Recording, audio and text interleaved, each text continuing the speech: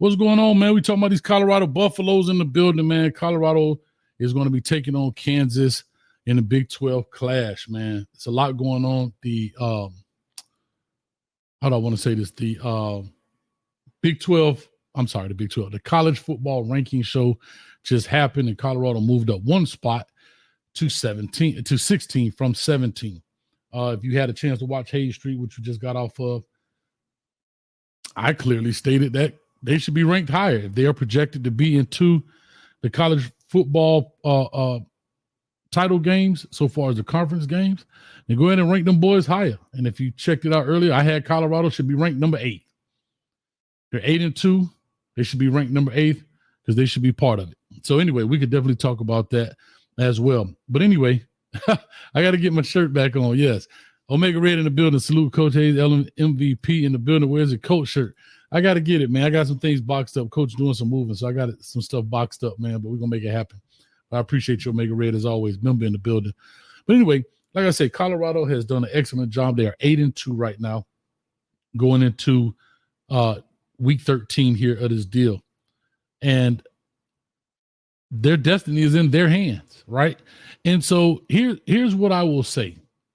We did a show yesterday, I believe it was on Hayes Street. We talked about Colorado a little bit with Kansas. And I said Kansas was wrecking people's season. And we know Kansas, looking at their record, and Coach Prime said this in his press conference, their maybe if I'm quoting this wrong, but their record is not indicative of who they are, if I said that correctly. They've lost some games. They're 4-5 right now. I think they're 4-5 right now. Okay, maybe 4-6. But regardless, I said yesterday that Kansas didn't have anything to lose. And that actually is not true. Kansas does have something to lose. Bowl eligibility, right? Bowl eligibility. So they're coming into this game, not just a wounded dog and they going out to fight. They're doing this because if you look at Kansas' schedule, all right, and I'm not saying that I don't think they'll beat them, but Kansas currently, make sure I'm looking at this correctly. Kansas right now is 4-6. If Kansas happens to beat Colorado, which I doubt, but if they happen to beat Colorado, they'll be 5-6. And I think they could beat Baylor. They'll be 6-6. So they will have opportunity to go bowling. That would be huge right there. So they do actually have something to lose by losing this game. So that actually intensifies their fight a little bit more. Not the fact that they want to maybe wreck Colorado's season, because that happens. You have teams that are trying to wreck the other person's season. If I can't go, you can't go. But they have to try to win this game in order to be bowl eligible to win 6 games. And they need this Colorado win as well as the Baylor win to be bowl eligible. And that's big right there. So now they do have something to fight for. Because yesterday I said, well, Kansas really doesn't have anything to lose, right? Colorado really has more to lose than Kansas, but that's not necessarily true. Colorado has more to lose than Kansas, but Kansas does have something to lose. Now, I do think Colorado has more firepower. I think they have more continuity going on right now, and they have the momentum. The momentum is rocking right now, in that sense. But when you look at Kansas in their last four games, 5 actually. They played Arizona State tough, who's ranked 21 now. Arizona, they lost to them by 4 points. They beat Houston 42-14. They lost to Kansas State 29-27. They beat Iowa State, who was undefeated at the time, 45-36. Then they beat undefeated BYU, which actually dropped them out of the top 10 to put them in at 14, 17-13. And so now they'll take on Colorado here on Saturday at Arrowhead Stadium in Kansas, because I believe Kansas Stadium is being renovated and having construction going on. So they play all the whole games away. So like I said, man, I really think it's a lot going on with that. And it'll be very interesting to find out. How am I don't even know. I ain't gonna even respond to that. Shout out to Kay in the building. What's up with you? So now Hayes is a Kansas stan. You can't make this up. Okay. All right. I love it. So anyway, I'm pointing out the obvious, bro. Maybe some other people won't tell you, but I'm just pointing out the obvious. That's it. But if you don't like it, I just understand. Okay, call on in and talk to me about it. 862-799-9956. Let's chop it up. Let's see what it's all about. Last show we had a good time on here. We had my man Rob from Texas. He bet me, I don't know how to wear Colorado gear, and I said he wear Miami gear. So cool. Shout out to Rob. Hopefully he calls in. But anyhow, long story short, what I will say is Colorado is now, and again, I will say this over and over and over again. It seems to be they have fixed the offensive line and the protection of Shedeur Sanders. And that right there is the biggest factor. Now, I was talking to somebody in regards to the defense, and I brought up, they were bringing up Robert Livingston. And at the beginning of the season, when I made a show, actually, it was titled Robert Livingston, the most important hire on the staff. And I believe that. And Robert Livingston, to this point, has definitely shown or shown his value and what he brings. And when I brought up Robert Livingston, like I said, there was a lot that we did not know. There were a lot of question marks about what he could do, what he was capable of. It wasn't that he couldn't do it. We just didn't know if he could, because this was his first time behind the wheel of the defense so far as being a play caller. And that was very important. And it kind of started off a little rocky at first, right? But he got his sea legs under him, and he fixed it, right? They still play the man. They still play their cover two, the Tampa 2 rather, and cover 2. But I think teaching is important.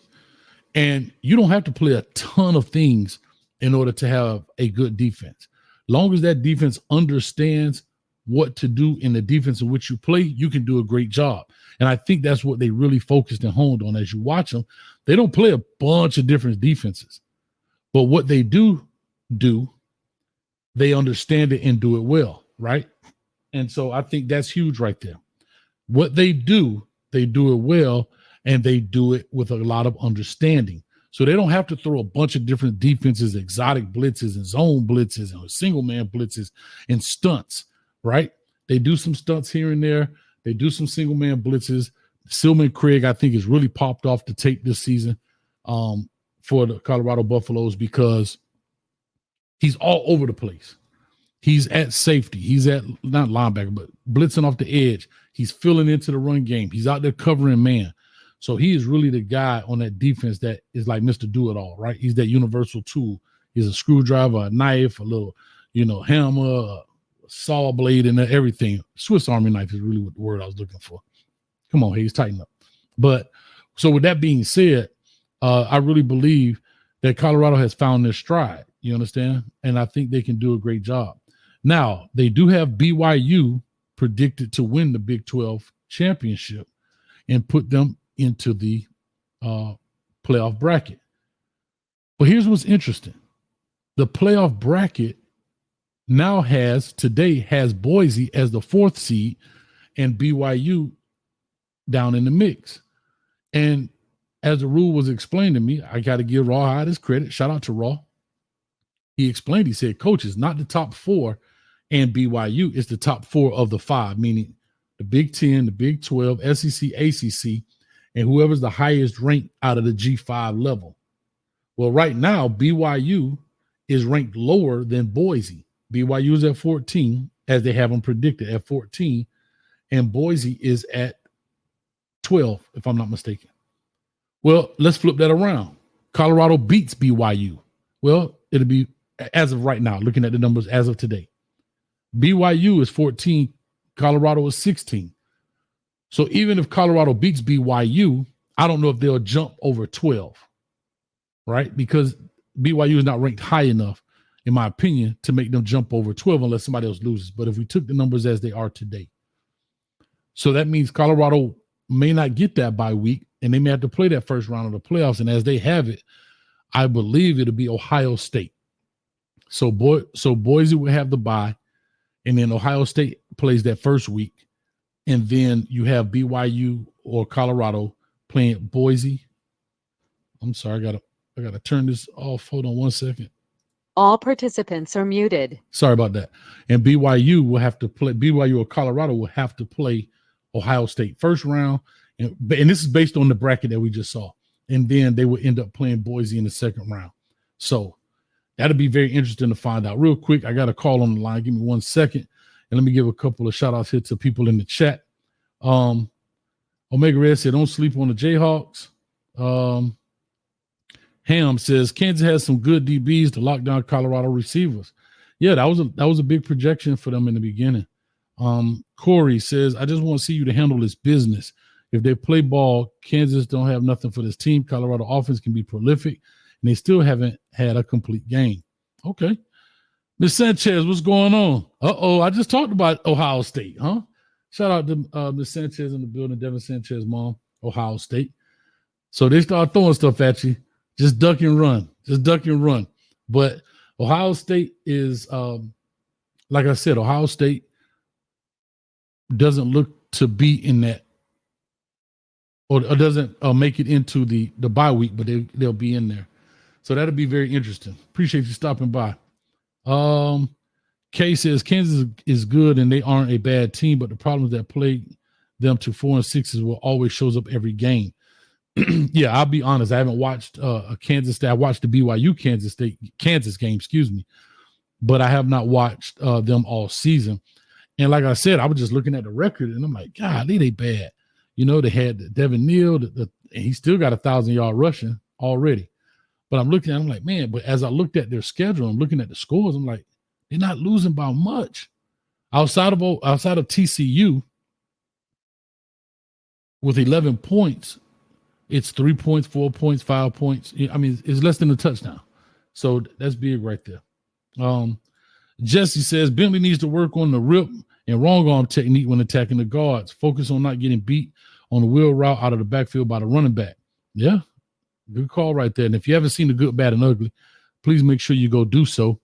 You go check out the Good, Bad. I had my caller. He left. Call back in, caller. But, yeah, that's right. If you go check the Good, Bad, and Ugly out, you can see it up there. It's out already. Definitely you can check that out, man. All right. And CU wide receivers will be too much for Kansas secondary. Could be. I mean, LeJohntay Wester is doing – he doesn't have the same numbers he had at FAU simply because there are more receivers to get the ball around to, right? And Tom Herman at FAU just got fired. Maybe because LeJohntay Wester decided to go to Colorado and they don't have that dude back there anymore. But what I will say about LeJohntay Wester is he's doing exactly what he did at FAU. So he is as advertised.